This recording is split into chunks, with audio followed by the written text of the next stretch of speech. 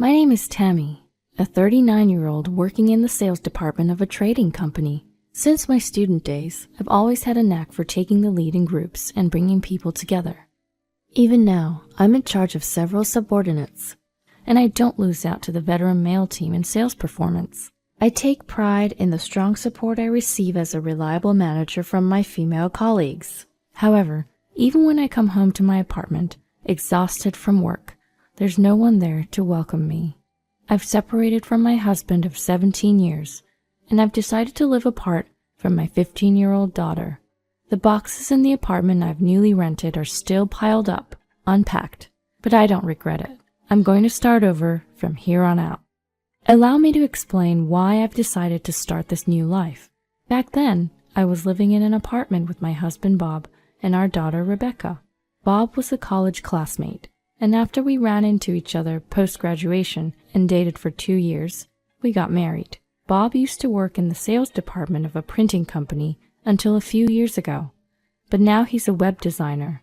After leaving his job, he became self-employed and worked from home on jobs he gets online. Our daughter Rebecca is in 8th grade. The first sign of trouble was a change in Rebecca's attitude. What the heck? I told you to buy the moisturizing cream. Oh, sorry, honey. I totally forgot. I promise I'll get it after work tomorrow. You're totally useless. I can't believe it.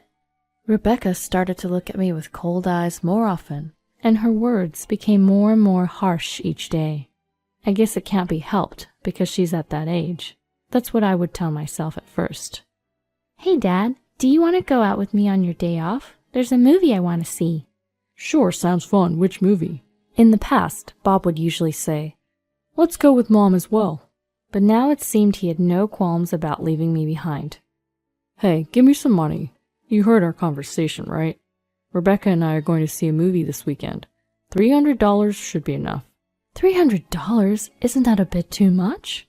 Can't you use your debit card for your account? Just do it. I'll need cash too. We're going to do some shopping and eat out too. At some point, even Bob began to treat me poorly. Our conversations as a couple decreased, and I began to feel isolated. Then one Sunday, on that day, Bob and Rebecca complained about the breakfast I had prepared. What the hell is this? I always tell you I want my eggs over easy. Get it right. Well, there's no need to be so upset. And the soup doesn't taste good. Didn't I tell you before that I hate mushrooms? But they're good for you. Can't you say something to her, Bob? What do you mean? It's your fault for not being able to do a single thing you're told, and you're supposed to be an adult. Cold words. Something was off. I wanted to know why. By the time I realized this, it was already too late. One week, when I learned that Bob was planning to go out, I decided to secretly follow him.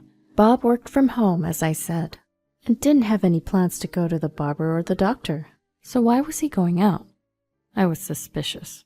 My fears came true. Waiting for Bob in the cafe was a young woman in her 20s with a good figure. When they left the store, they walked arm in arm. I felt dizzy and couldn't follow them. The day I dreaded might come has arrived. Yes, I've always been afraid that Bob might run off with another woman someday, because I didn't have confidence in my looks, because I knew I was below average when it came to looks.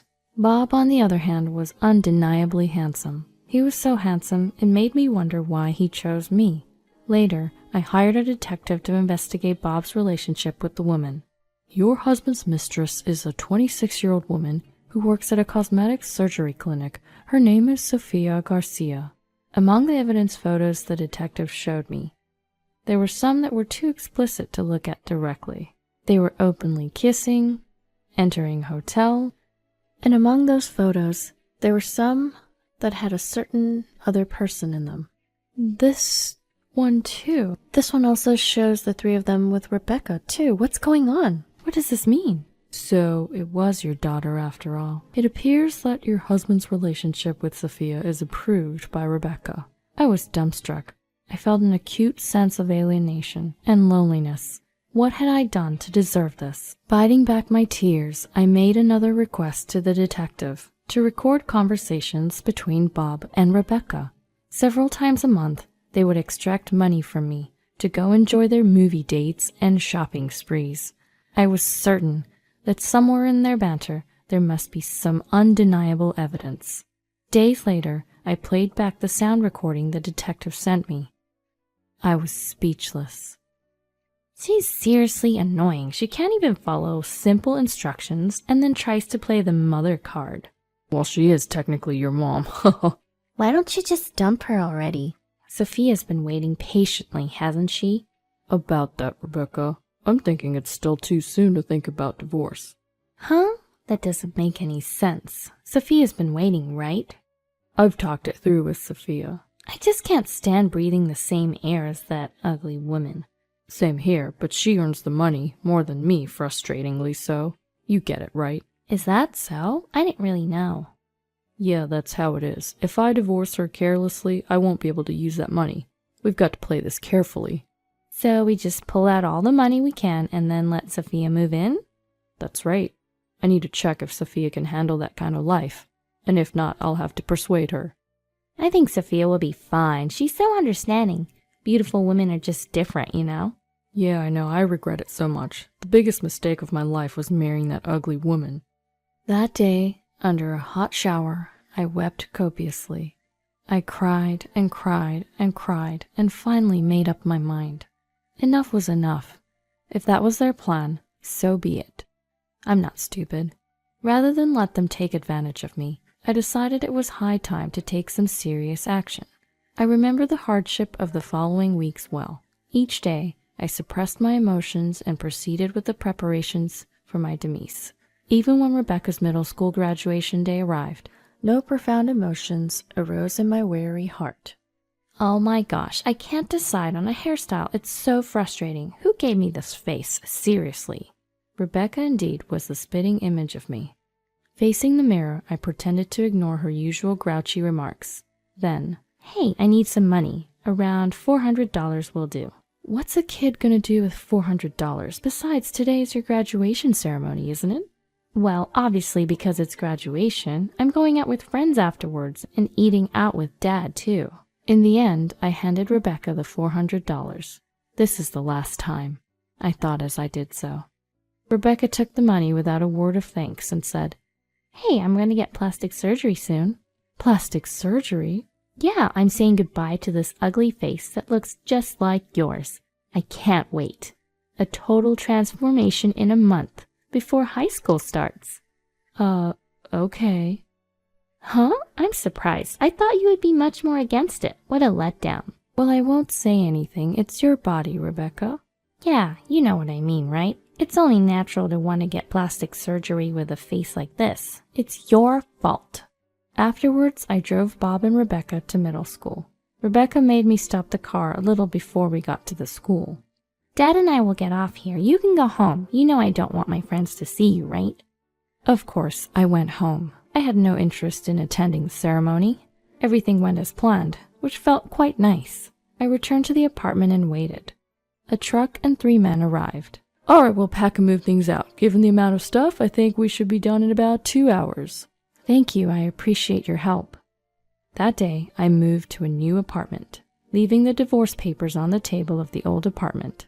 I had put in a request for a vacation at my work. I toured several places domestically, savoring the rare freedom. Perhaps I could have enjoyed it more without the persistent calls from Bob and Rebecca. A few days later, I returned to the new apartment all rested from my journey when I finally answered one of Bob's incessant calls of the day. "You finally answered. Hey, where are you? What are you doing?" "I'm just relaxing in my room watching TV. What is it? You sound so flustered. Is something wrong?" "What do you mean is something wrong? What do you mean by your room? Explain yourself properly." "There's no what do you mean. You saw it, didn't you? The divorce papers, that's all. No explanation is needed, right?" "So you knew about my..." "About your what? If you mean your affair, I knew." "I have no intention of breaking up." "I figured. With your income, you can't support Rebecca. But tough luck. I'm getting divorced and taking alimony, too." "Who says I'm going to pay alimony?" "We should talk about this matter calmly. Oh yes, you can bring Rebecca along or not. It doesn't matter to me." I didn't really want to see them anymore, so I abruptly ended the call, turned off my phone, and cut off contact. I chose the cafe to have our discussion. The same cafe where I first saw Bob meeting with Sophia, but only Bob came. There was no sight of Rebecca. She must be fresh out of plastic surgery. Poor girl. Who's that with you? This is my attorney, Mr. Johnson. You brought a lawyer? Well, did you bring the filled-out divorce papers as I asked? As I've said, I won't fill out such a thing. I'll tell you as many times as it takes. I have no intention of breaking up. Do you just want the money I earn? Do you think we can continue our marriage for that reason? What? Who said I'm after your money? Who said it? You're making assumptions about people's feelings. I gave Mr. Johnson a nod. Mr. Johnson took out his smartphone and calmly pressed the play button. What started to play was a conversation between Bob and Rebecca from that day. Bob's face turned pale instantly. No wonder. It's quite something to have your own bad-mouthing played out right in front of you. I don't want to breathe the same air as that ugly woman. If I carelessly break up with her, I won't be able to use the money. No matter how many times I hear them, those harsh words cut right through my heart. Knowing that this is his true feelings sends chills down my spine. A recording? What the hell do you think you're doing? What am I doing? I think I should be the one to say that. Did you use the money I gave you to go out with that woman, Sophia? That's not exactly, but... May I confirm something? You don't intend to divorce, correct? Bob nodded, and Mr. Johnson continued. In that case, we will file for divorce with the family court. We can also discuss the division of assets. The court will hear the circumstances and verify the facts to decide whether or not the divorce should proceed. In this case, Mr. Johnson held his smartphone. The conversation with your daughter earlier is quite decisive. In my personal opinion, the divorce is almost certain. I came here today to talk about what comes next. I started taking out various documents. All of them were carefully prepared for this day. This chart shows how much money I gave you and when. This one is a record of utility bill payments. What the hell? What are you showing me all this for? And this is a record of money withdrawn from our joint account. Rebecca's surgery cost quite a bit, didn't it? Eyelid surgery, eye shape correction, double eyelid surgery, nostril reduction, philtrum reduction, creating tear bags, cheek and nasal bone shaving. The surgeries totaled $40,000. There's only about $20,000 left in the savings. There used to be $70,000. You've spent quite a bit, haven't you? That was for Rebecca. I could save up again. Do you realize that I was the one who mostly saved up that money? I was really starting to get angry. I'm okay with splitting what's left in the account for the division of property. I won't say anything about Rebecca's surgery costs. However, what? I expect you to pay for the emotional distress I've suffered, so keep that in mind, and... Wait, there's more? Have you kept in touch with that woman, Sophia? No, not really. That's what I thought, because... Well, I hired a private investigator to look into her. She's got a criminal record, so you better be careful. A criminal record? She was charged with fraud and was arrested. She was in cahoots with the director of another cosmetic surgery clinic. What the... She must have thought you and Rebecca were easy targets. My condolences. Rebecca? What about Rebecca's surgery then? I hope everything went well. Otherwise, we might have to negotiate with the hospital. Might even have to sue them. We'll have to see whether the clinic would agree to a settlement in that case. There are many dishonest clinics that deny their mistakes and dig in their heels. Hearing Mr. Johnson's words, Bob's face noticeably turned pale. That's all for today. Send the divorce papers, okay? Direct them to Mr. Johnson, since I obviously won't be giving you my address. Well, wait, please, one last thing. What? Can you lend me some money? He looked pitiful. I'm ashamed I ever fell for such a man. Absolutely not. I left the cafe with Mr. Johnson, leaving a devastated Bob behind. According to rumors, Bob and Rebecca's life turned into a complete mess afterwards. On Bob's salary alone, it was even hard to afford an apartment and support Rebecca. Eventually, Rebecca had to start doing odd jobs like newspaper delivery, and they moved to a cheaper apartment, downgrading their living standard. With just his web design projects, he couldn't make ends meet and even had to take up day labor.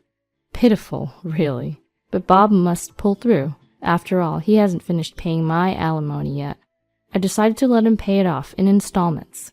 Paying out $30,000 all at once would have been impossible for Bob. Given his small business, which barely covered his side income, borrowing money would have been out of the question, too. I could have let him borrow money from a loan shark, but I didn't want to put that much pressure on him. A few days later, I received a call from Rebecca. As expected, the surgery was a total failure. It was far from ideal. Rebecca and I met at the cafe and had a long chat after not seeing each other for a long time. She still had bandages on part of her face.